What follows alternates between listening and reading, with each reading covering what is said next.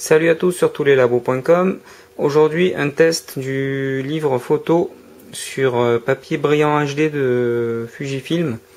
Donc c'est un livre qui a été commandé via leur nouveau site MyFujifilm.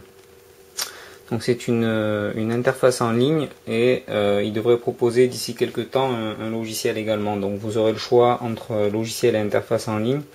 Donc pour l'instant c'est une interface.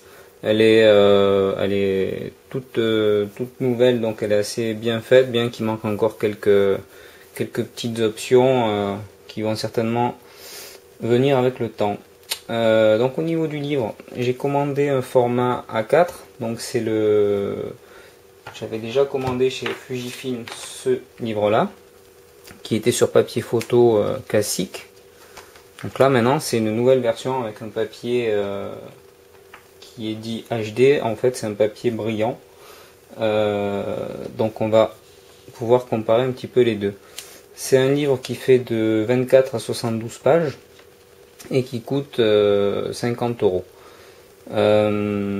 Donc c'est une jaquette qui est personnalisable avec votre propre photo.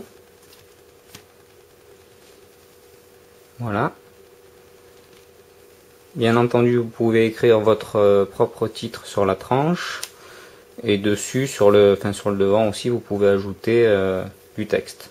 Donc moi, par souci d'organisation, à chaque fois j'écris le nom du laboratoire et le modèle du livre pour m'y retrouver, mais vous écrivez ce que vous voulez. Un bon point chez MyFujifilm, c'est le fait qu'il n'y ait pas de logo. Donc il y a uniquement un code barre. Donc ça peut être intéressant pour les professionnels qui ne souhaitent pas dévoiler avec quel prestataire ils travaillent.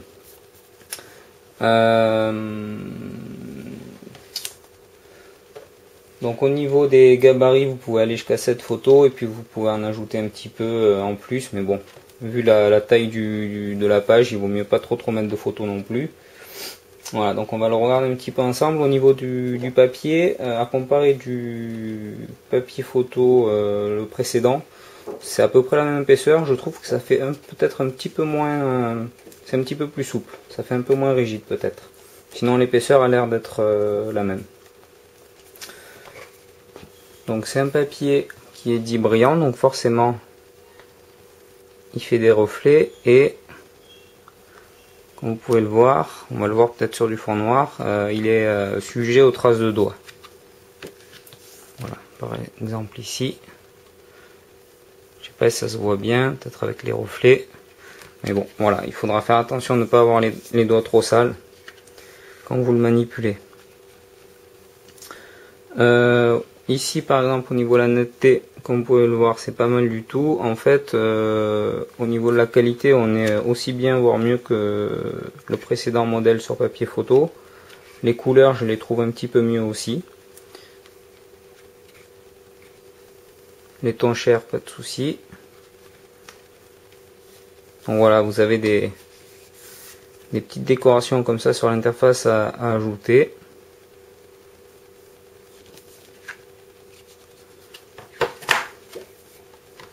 Vous pouvez faire du double page comme ça.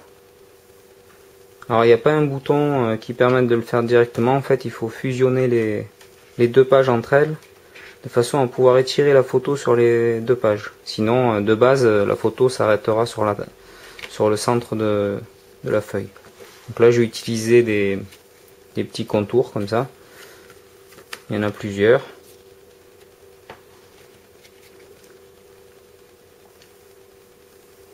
Alors, au niveau des couleurs, c'est vraiment pas mal. Le fait qu'il soit brillant, ça rajoute quand même un effet assez séduisant. Alors c'est peut-être au niveau des amateurs et des professionnels, c'est peut-être moins ce qu'ils recherchent. Et par contre pour le grand public, c'est vrai que le papier brillant comme ça, c'est de suite plus flatteur pour vos photos.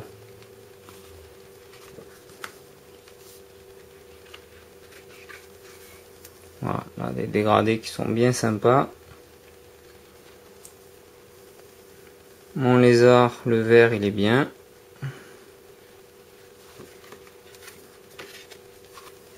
Le nuage, il est parfait, pas de souci sur les lumières.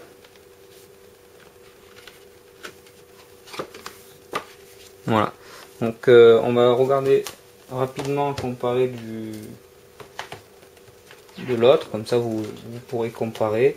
Donc celui-ci de mémoire il est à peu près dans les 40 € et donc c'est 10 € de plus en fait pour avoir la version brillant HD. Donc là vous voyez celui-ci on peut mettre les doigts, ça fait pas de traces. Alors c'était un papier qui brillait aussi, qui avait des reflets, mais c'est différent, c'est pas, ça fait pas le même effet. Donc là par exemple vous voyez quand même les couleurs étaient plus ternes sur celui-ci. C'est vrai que le brillant HD il apporte de la luminosité dans vos photos. Ben là on va pouvoir comparer, là j'avais le même. Voilà.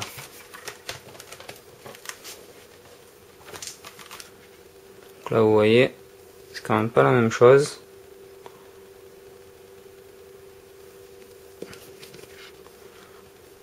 Voilà. Au niveau du ciel, c'est quand même bien plus sympa.